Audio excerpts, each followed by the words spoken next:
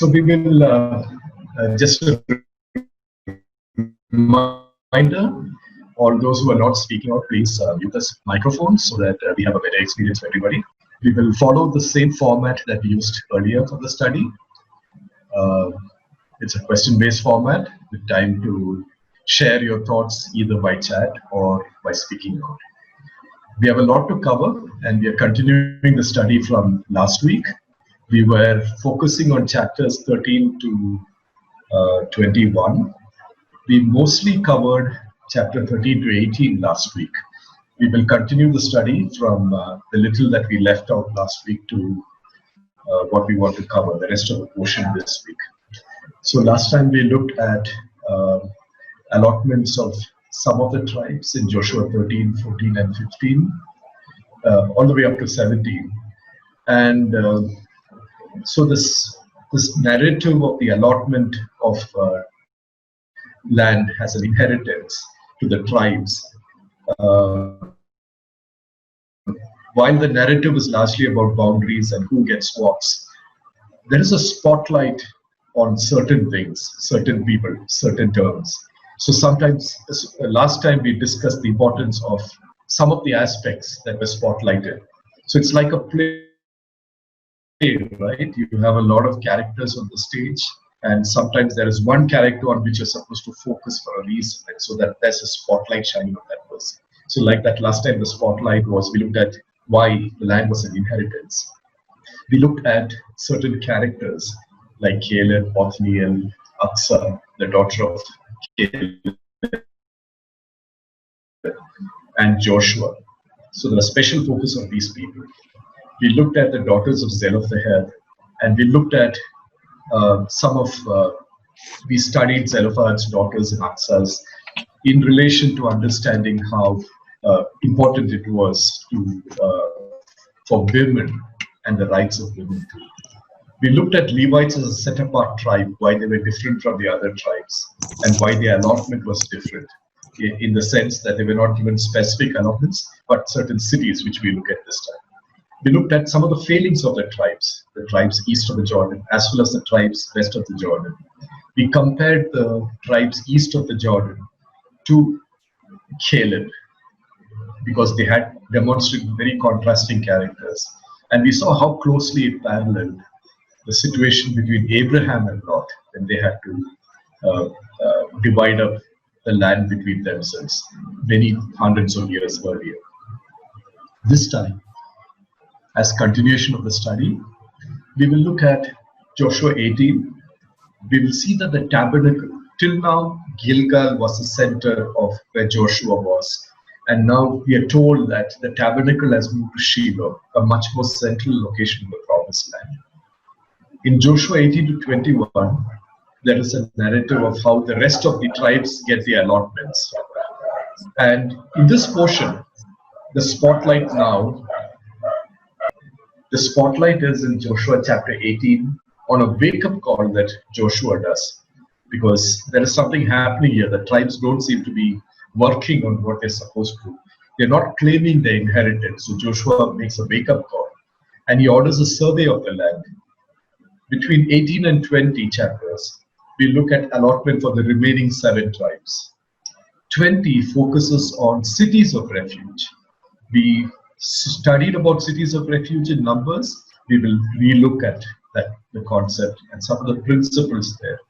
Chapter 21 focus on the Levitical cities, and the ending of 21 is a very important summary of this entire allotment of what's happening in Joshua. So we will focus on the ending too. So that's the plan for today. To move on, let's just pick up from where we left it off last time. We can do one thing. We can, since this is a summary of what we have, and we're trying to map it to the New Testament, we could do this right now because it's a continuation last time, or we could choose to do it at the end. Shall we do it right now? Okay, let's do this. Let's do this question right now. Let's deal with this. So last time we looked at the contrast between the 2.5 tribes and Caleb. And while we were studying the contrast between the 2.5 tribes that settled on the east of the Jordan River, that is the tribe of Reuben, Gad, and half of the tribe of Manasseh, we refer to them as borderline believers. They came all the way to the border of the promised land, but did not want to go in. Right? And we looked at some of those characteristics. Paul, in his letter to the Philippians, also focuses on two types of borderline believers. That's in Philippians 3, chapter 3, verses 2 to 8, and Philippians chapter 3, verses 18 to 19. What has Paul got to say about borderline believers? These are believers with some very special characteristics which do not make them good believers. So take some time to look at this portion and just study what has Paul got to say about them. And what has Paul got to say about true believers who are not borderline? They are all in believers. Okay. So take some time to look at that. Think about it. You can share your thoughts through chat. Please make sure that you're chatting to the entire group. And then we will move to a discussion.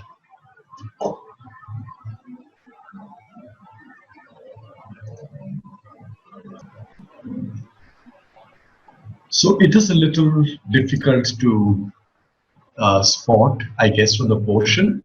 But Vinitha, what Vinitha said is,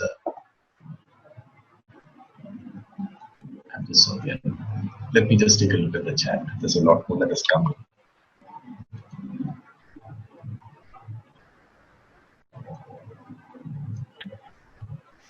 I think we got it. So there are two types of borderline believers that Paul is speaking about. One is the legalistic Judaizers, the people who wanted to focus on circumcision, like Vinitha said.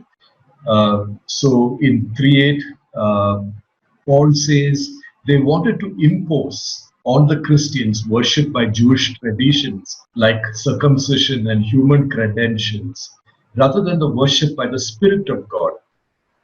Paul in Philippians 3:7-8, he calls these kind of believers liabilities. That is, they are things of no value. What they are enforcing are things of no value and refuse. That is, they're like discarded matter. The second class of borderline believers that Paul draws our attention to are the liberals. Christians who believed that they are liberated from moral law because they are redeemed by the grace of Christ. Paul writes about them in Philippians 3:18 and 19. For many live, about whom I have already told you. And now with tears, I tell you that are enemies of the cross of Christ. Their end is destruction. Their God is their belly. They exult in shame and they think about earthly things. So he's talking about people who kind of feel liberated from the moral law because they feel that they have been redeemed by the grace of Christ. The term used for these people are called the antinomians, like the legalistic Judaizers were the other class of people. And Paul actually says true believers should aspire to be, one, they should have a righteousness of God from God. So righteousness is being right with God, right? To be in right standing with God. So Paul emphasizes that righteousness is of God and from God. We should strive to lay hold of that for which Christ has laid hold to us. Philippians 3 verses 9-14. I'm just picking certain aspects of what Paul writes there. So he says, one, true believers should have the righteousness of God from God. As true believers, we should strive to lay hold of that for which Christ has laid hold of us. He says we should strive towards the upward call of God in Christ Jesus. The second, he says we should strive for our citizenship in heaven and for the transformation of our humble bodies into the likeness of Christ's glorious body. So these are the two things that Paul says true believers should aspire to. And so we can see this contrast actually between true believers and borderline believers. And in some way we can see that contrast between the tribes that settled on the east of the Jordan and Caleb and Joshua. So I think we'll just move on to the next question.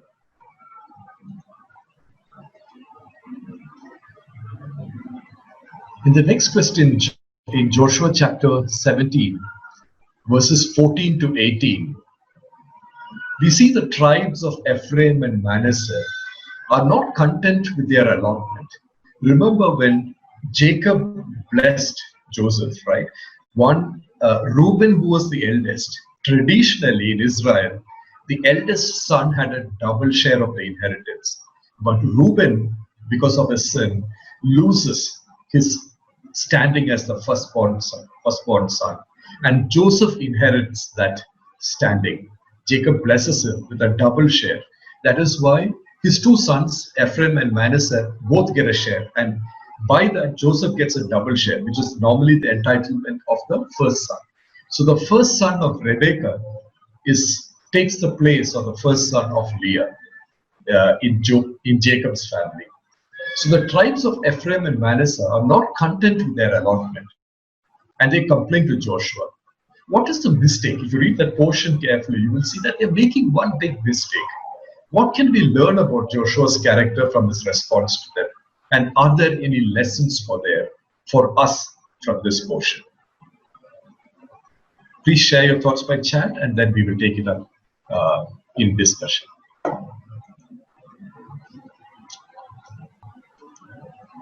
Anyone wants to share? You can speak out. Yeah, so they were not pretty much happy with the share they got. If you look at it, though they were given a land, the tribes were supposed to arbitrate between themselves and take it. They were claiming that, they have a lot of people and all that, but what was given to them is less. But technically, they were not looking at their entire inheritance. They were looking at only the plain land. And they did not want to fight or take any chances to get back what was actually promised to them, because they didn't have full faith in God's promise. And they were complaining that, the Canaanites were still there. They are very strong. They are large number. They have iron chariots and all that. So they didn't have full faith in God that He will deliver them. What was promised to them will be given to them, no matter how strong they are. So that is one major thing that they, lacked in their belief. And they were looking for an easy pick. Like, we fought so much. Now give us a good land where we can have a rest and all that. That's true.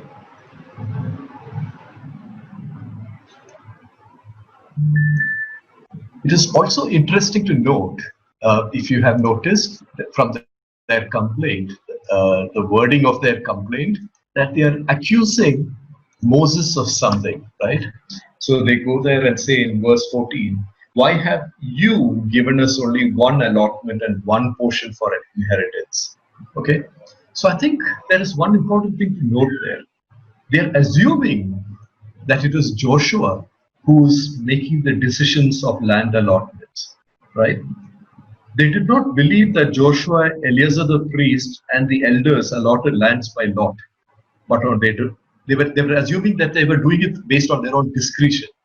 But we know from earlier portions and earlier studies also that the lot was that there was a very clear mandate on how the land would be allotted.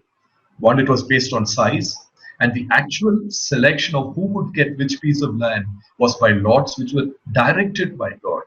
And we saw even in the case of Zelophehad's daughters, when there was a question, Joshua goes to the Lord and asks, what do I do? So that is something that they seem to have missed. Perhaps, remember, Joshua is also is an Ephraimite. He is part of the same tribe. He comes from that tribe. And I do not know whether they kind of assumed, like Santosh last time said, whether they were expecting some kind of partiality, or perhaps it is the fact that Zelophehad's daughters actually were able to appeal and get a favorable ruling. And in all of this, probably all of this played on them, in addition to their character weaknesses, where, like Santosh was pointing out, they did not want to do the hard work. They wanted an easy pick. So all of these things together, but they were making one big mistake. They were forgetting that it was God that was directing the process. In Joshua's response, we see, like you've pointed out, that he's very firm with them, right? And his firmness comes from his faith. Why do I say that? Because when Joshua, if you see verse 17, he says, when he responds to them, you are numerous and very powerful. He's assuring them, okay, you will have not only one allotment, but the forested hill country as well. Clear it, and its farthest limit will be yours. Though the Canaanites have iron chariots, and though they are strong, you can drive them out. And Joshua has demonstrated this, right? Remember, he said, as for me and my family, we will follow the Lord, right? So he demonstrates his faith. And if you remember Caleb and Joshua's allotment, you look at Joshua's allotment later, we won't look at it in depth, but later if you look at it, both of them pick cities in the hill country, difficult terrains. Caleb has to drive out the giants, Joshua has to rebuild the city. So both of them demonstrate faith. And faith, we know, is the essence of things, right? It's essence of things not seen. It's a faith, the assurance of things not seen, right? And it's a belief that God is behind it and that He will grant it, even though you do not see it. And He demonstrates firmness, and that firmness comes from His faith. The second mistake is, like you all pointed out, is the lack of faith. They're demonstrating lack of faith. The two tribes are demonstrating lack of faith that they could fight the Canaanites and occupy the land, right? So this is a reminder for all of us also, and for the tribes, that if the promised land, if you have to take possession of your inheritance, it requires your activity. And it requires that you must have faith, that you must not be deterred by threats or by difficulties. So that is something that we can learn from this portion. Spiritually, this is also a reminder for us that we need to have faith in God when we face challenges in our lives. Remember, in 1 Corinthians 10:13, Paul says, no temptation has overtaken you except what is common to mankind. Replace the word by, I think we can freely replace the word temptation by difficulty. And God is faithful, Paul says. He will not let you be tempted beyond what you can bear. But when you are tempted, He will also provide a way out so that you can endure it. And that's exactly what Joshua is actually telling the two tribes in his response. Okay? So let's move on to the next question. The next question is, in Joshua 17, verse 17 to 18, it's a large portion. But in the beginning of 18, we see that Joshua is upset with Ephraim, Manasseh, as well as the remaining 7 tribes for not taking possession of the inheritance. They seem to have, the wording seems to indicate that a certain period of time had passed and the remaining 7 tribes had not even worked on asking for their allotment or even claiming their allotment. They seem to have settled on a certain lethargy seems to have developed. And Joshua is upset with them. That's how 18 starts off, right? How long, Joshua says to the Israelites, will you wait before you begin to take possession of the land that the Lord, the God of your fathers, has given you? Okay? So what are the character weaknesses of these tribes? Does this point to some spiritual weaknesses that Christians must be aware of? This is a large portion, but just reflect on this. I know we looked at some of the failings of the tribes earlier, but in general, I wouldn't want to spend too much time on this question. We'll move on to the next. So if you have any thoughts to share, yeah. We had spent some time on some aspects of this in the discussion last week. So anything's different that you want to point out, especially from the perspective of spiritual weaknesses that Christians must be wary of? You can speak out. Otherwise, we'll just sum it up and then move on to the next question, because there's a lot more ground to cover this week. Yes, I think from the chat, a lot of people have brought up very valid points. So, lethargy, laziness, procrastination, it is not just in your material life, but even in spiritual life, this tends to creep in. So the big question is, how do you prevent this? What can we do to ensure that we do not get lethargic in our calling? So it just points to how important it is, how important prayer, meditation, and fellowship with fellow believers is to be. So accountability, if you have an accountability partner, somebody who will walk with you in your journey in life, in your faith journey, this are all very important aspects, because this is a kind of weakness that all of us can succumb to, right? Over time, you can get caught up in material aspects, and we can just forget our calling. So that's just what I wanted to draw your attention to in this question. Okay, so we will move on to the next question. In Joshua chapter 18, verses 4 to chapter 19, 48. Again, this is a large portion. So Joshua orders a survey of the land for the remaining 7 tribes.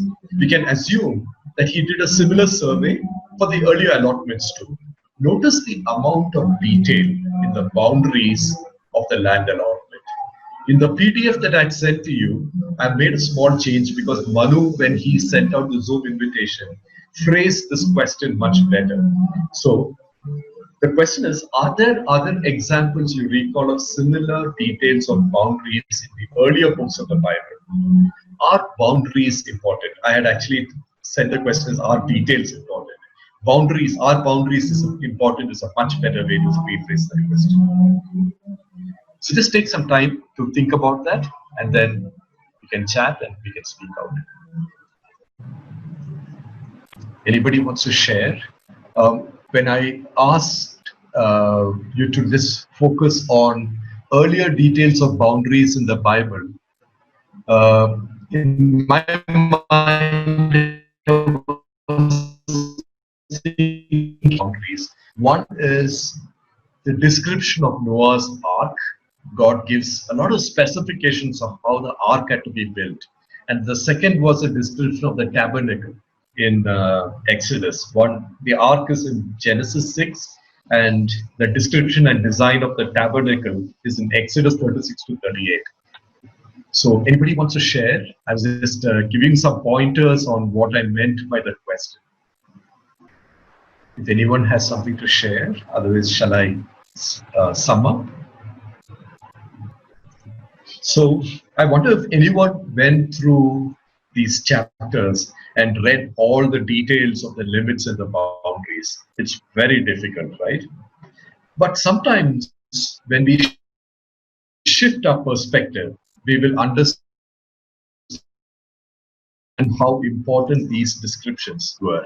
They were certainly important to the tribes. It was of their inheritance. Imagine we are left an inheritance in the will of a close relative, okay? And this is a gift of a piece of land that you have not seen. Or imagine that you're actually trying to buy a piece of property with some hard-earned savings. The boundaries and limits of this property will assume significance for us, right? We will look at that sale deed and ensure that these boundaries are well defined. So the question is, it's a perspective that when you change your perspective, the importance shifts. So the question remains, what are boundaries and limits for? Like Sujit shared, it is also important to understand why they were there in the first place, right? Before we try to remove boundaries and dimensions. So Noah was asked to build in Genesis 6, and the dimensions of the gaps from these 3. One is the detail that God goes into with Noah's Ark, the details that God goes into with defining the tribal inheritance. So some principles we can draw from this are, these 3 are, boundaries remind you of your relationship with the holy God, in whose image you are made. It reminds you that you're the temple of God and that you must keep the temple clean. So it draws boundaries in your life. Remember the tabernacle? When the Israelites were brought out of Egypt at Mount Sinai, the first thing that God told them that they had to be holy because He was holy. He wanted them to be a kingdom of priests. We know that we are the temple of God, right? So the tabernacle The boundaries of the tabernacle established this relationship with God and his people, a holy God and his holy people. And God. So the boundaries and limits that God places in your life reminds you how important it is to keep the temple holy, because that's where God resides, right? And that was reason why there were boundaries specified for the tabernacle in the Old Testament. The second is boundaries define your safe space, right? Noah's ark had certain dimensions because they were supposed to be inside the ark and protected from the floodwaters outside.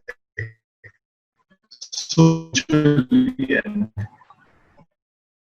and reminder of what God has blessed you with, that he has put you in an ark of protection, he has given you provision. So that's the second thing that we can say about boundaries and limits. The third thing is boundaries prevent you from infringing on the rights and the safe space of your brethren, right? That's the reason for the boundaries that are defined for the allotment of the tribes, right? This is your territory and no more. You're not supposed to, like, nobody is supposed to infringe into your property. You're not supposed to infringe into your neighbor's property. So when we take these three principles, and then when we reflect on what Jesus said were the two great commandments, I see a very close relationship between the two. Remember what Jesus said were the two greatest commandments? He said, love the Lord your God with all your heart, with all your soul, and with all your mind. And second, love your neighbor as yourself. Interestingly, that's in Matthew 22, verse 36 to 40. Between the two, Jesus, before he states the second command, he says, the second is like the first. So you cannot love the Lord your God if you do not love your neighbor, right? So boundaries define these two aspects too. How you're supposed to love the Lord your God with all your heart, with all your soul, and with all your mind. That's one reason why you have boundaries. And second, how you're supposed to love your neighbor as yourself. So we saw that these three aspects in the three boundary descriptions that we saw, the boundaries of the ark, the boundaries of the tabernacle, and the boundaries of the tribal lands, we get these three aspects, right? Boundaries defining your relationship with God, boundaries defining your relationship with your neighbors, and boundaries that protect you. All these three aspects. Okay? Let's move on to the next question. Joshua chapter 20 of refuge. We start in quite some detail when we discuss the intent and reason for setting up the cities of refuge. What do the cities of refuge point to? It foreshadows something that we will see the realization of in the New Testament. Read Hebrews 6, verse 17 to 20 and Romans 8, 1. So, what was the intent and reason for the cities of refuge? And what do the cities of refuge point to in the future, in the New Testament times, and in our current lives today? Has something to share? You can speak out. Anyone has anything to share? You can speak out. Yeah, I think a lot of somebody was going to share. Yeah, I wrote a lot first time. Yeah. So I mean, so as I said, like in Genesis, it is said that if anybody sheds blood, can be killed and all that. So they had set up a rule. Out of that 48 cities they had done, that 6 cities will be set apart, so that anybody who does something by mistake can run up to them. Then they and nobody can go, like those days people can go kill anybody, kind of a thing, like if you could prove, right? So in those cities, if you're taken refuge, you cannot kill them, but we can still go bring the elders, and he has to prove his innocence and all that is there. So that's actually as I mentioned, so if we go to Christ, by his shedding of blood, he's taken away everything and we can go hide in him. But we will have to confess our sin to Him and be truthful to that. Yeah, that's true. So yeah, this is quite a loaded passage, chapter actually. There's a lot in there. So just a recollection of what the cities of refuge meant, like what Santosh shared. Genesis gives us one picture that God is someone who is a God of justice. Shedding of, remember God, there's a great emphasis on the fact that man is made in God's image. And if God's image is destroyed by somebody, that man had to pay the price by shedding of his own blood, right? And by man, his blood would be shed. So we see a picture of a God of justice, a God who takes, who's going to ask, who makes you accountable for what you do. And the city of refuge gives you another picture, a God of mercy, a God who provides mercy also, right? So these cities of refuge, historically from Numbers 35, we understand, one is the positioning of the city was such that they were scattered across the land. So anybody who was guilty of an involuntary crime, so it was not someone who was guilty of deliberately killing someone, but the technical term is manslaughter. You could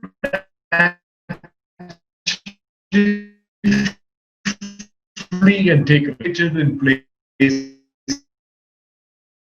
where anybody could get to them within a day's time. Second, there's clear instruction of how the roads to these cities had to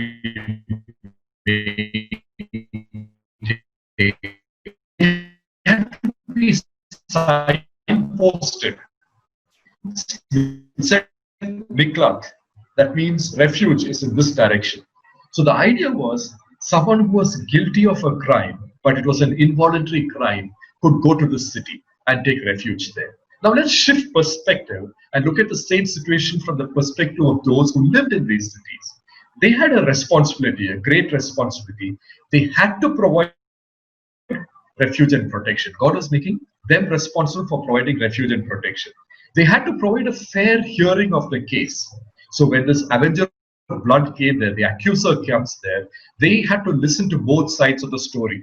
The person who's seeking asylum and the accuser. And they had to make a call whether it was indeed a crime which was done not deliberately.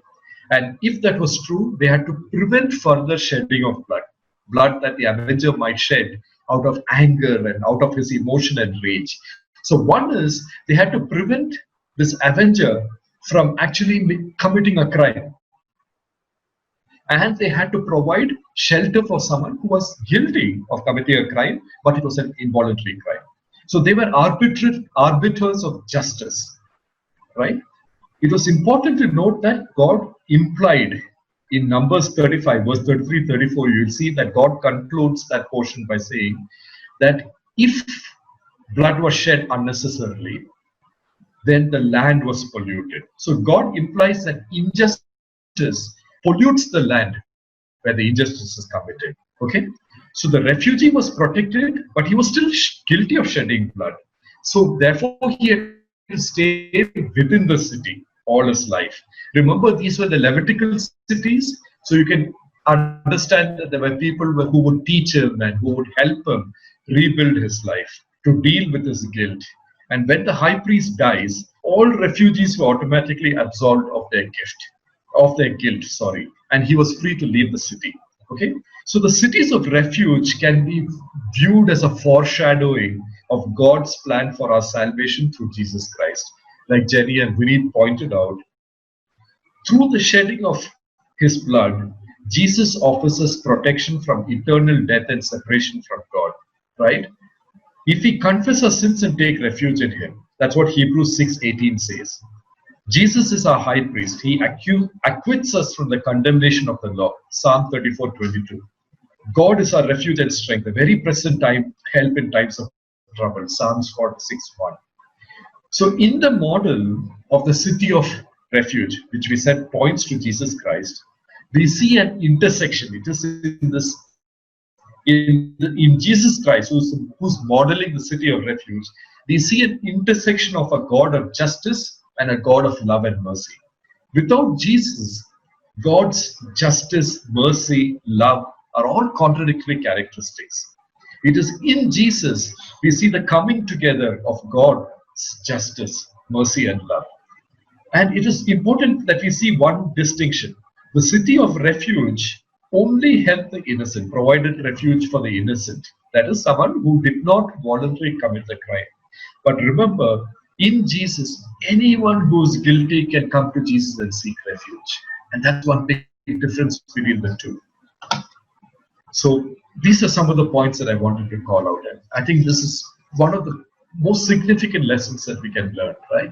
It brings together the Old Testament and the New. It brings together what we know of God's characteristics, His justice, His accountability, His demand for accountability, His mercy, and His love. So let's just move on to the next question. I just had a picture because we are talking about boundaries. And in this picture, if you look, you can see how the lands were allotted to the various tribes. And if you go and look at Jacob in Exodus, the last part of Exodus, Jacob's blessings of the various tribes, and you'll see how that is reflected also, where Levites and Simeon, they lose their inheritance. They do not get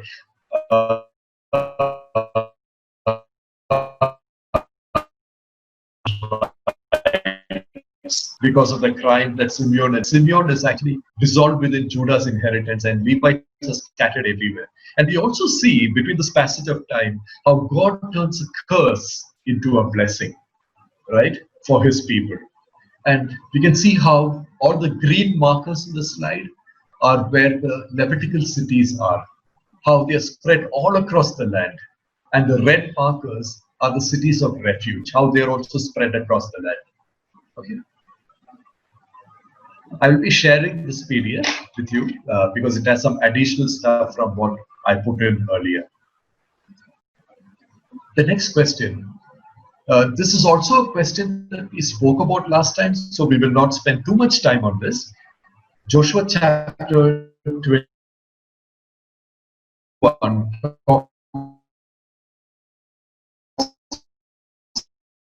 Special calling that, and we last time discussed how the calling of the Levites model all Christians, right? More than did their allotments of the cities reflect their special calling. We'll just move through this very quickly. Anyone speaking out? Anyone wants to speak out?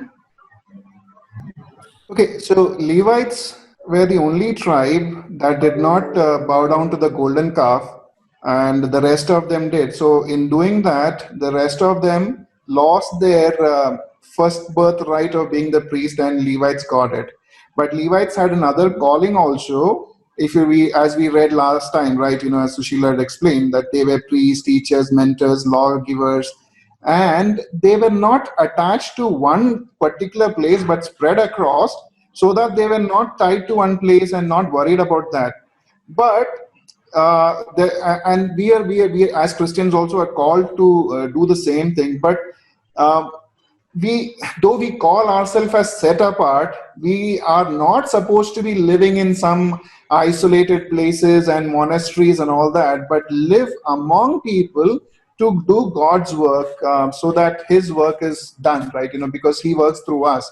So that is like one thing. Because if we say we are priests and call apart and all that, and go live in some mountain caves and all that, then what's the use of having us around, spread around, right? The work of the Lord is done through us, not to hate human beings and all that because they're bad, but to help them to achieve what God wants them to be. Yeah, I think Santosh captured that very beautifully in what he said. So yes, the Levites, like us Christians, have some special callings, and like Santosh said that very beautifully, it requires you to, and like what Vineet was saying, it requires you to be the salt and the light. And salt and light is beneficial only if they are in the darkness and they are dispersed among the food to flavor it, right? So Levites were called to worship, they were called to nurture, they were called to teach, They were and they had to be dispersed. You had to be among the people. You had to be positioned and dispersed among the people to actually satisfy the needs of these callings. And Santosh, I don't think I need to add much more to what Santosh has already said. So we'll just move on to the next question. Winding up, it's a wrap up of a lot. The Chronicles of Land Allotment in chapter 21, verse 43 to 45 ends. This is the ending part of the Chronicles of the Land Allotment, all the description of the boundaries, limits, etc. It ends with a very special summary in these 3 verses. What can we learn from these 3 verses? Anyone wants to speak out? If anyone wants to share anything, you can speak out. So if we recall the covenant that God had established with Abraham and with the Israelites at Mount Sinai, God had promised them the promised land, right? He had promised Abraham that his descendants would be a large nation, that there would be a huge number, he would have a huge number of descendants. He promised them the promised land. And this part, we see the fulfillment of these promises from God's side, right? And so this part is almost like a benediction. It summarizes. God is actually telling them, I have done my part. I promised to bring you to the promised land. I promised you that I would make you a large nation. I promised you that you would have rest, protection from your refugees. Like Manu said, all promises are yes in Christ. So God is making these promises, and this portion is a summary account of how God has been faithful in all his promises. He has kept his side of the covenant that he made with Abraham and with Moses. But it doesn't end there. The Bible doesn't end there. So you have the people, they are in the promised land, they are a large nation, they are in the promised land. What happens after that? So the covenant was made between God and his people. God has done his part. I will just ask another question. What is the part that the people have on this part that is to happen in our existence? What is our part? We see that God will fulfill his part of the covenant. Just an open question. Anyone wants to speak out? Okay, so as I I put triple thing that, God, and as you summarized also, God fulfilled his promise. He gave them rest. Everything was peaceful for a while. Then God's people started turning away from their side. They were supposed to be faithful to him and him only. They were supposed to follow his guidance and all that. Then, once we got everything what we want, our faith started diluting, and we started doing the nations and all that, and we started following the other idols and everything. That time, everything what God had promised them, he had become a numerous nation. They had become a very powerful nation. Nobody could stand in front of them. But then everything was taken away. We read they had continuous wars. Eventually, they were taken away back again as slaves multiple times. So that's what we also have to keep our end of the bargain. It's not that God is faithful, he is truthful, yes, but we also have our side to be kept. If we don't keep our end of the promise, why is he that's why there is always a saying that is God just or is God fair? So God is not fair, because fairness is by human standard. He is a just God. He will do what is righteous, not according to human standards. But we have to keep our end of the bargain also, because we have to be faithful to him. That's all he wants us. He doesn't want us to do big things. He just wants us to be faithful to him. If we can't do that simple thing, then we cannot expect him to give us rest also. Okay, that's true. Anybody else? So it's also interesting to observe one thing. The 2 chapters before this portion talk about the Levitical cities and the cities of refuge. And from both of them, we know that was not a full stop, right? They are pointing to a continuum. what would happen from now on. The cities of refuge was a provision for the future. The Levitical cities was a provision for the future. So the story does not end with you reaching the promised land and you having your inheritance. God is expecting a continue. So the story goes on, like I said. So that is, we have our side of the bargain. We have been positioned, we have been given a calling, right? Like what we reflected on when we talked about the Levites and how that reflects our Christian calling. When we talked about the cities of refuge, we said that injustice where we live, we have a responsibility to actually be arbiters of justice, to provide refuge to those who need help. Look at the situation around us. I think this is a continuum. And I think it ends here with this message that God does his part. And if you look at the 2 chapters before this, there's a continuum saying that we have our responsibility too.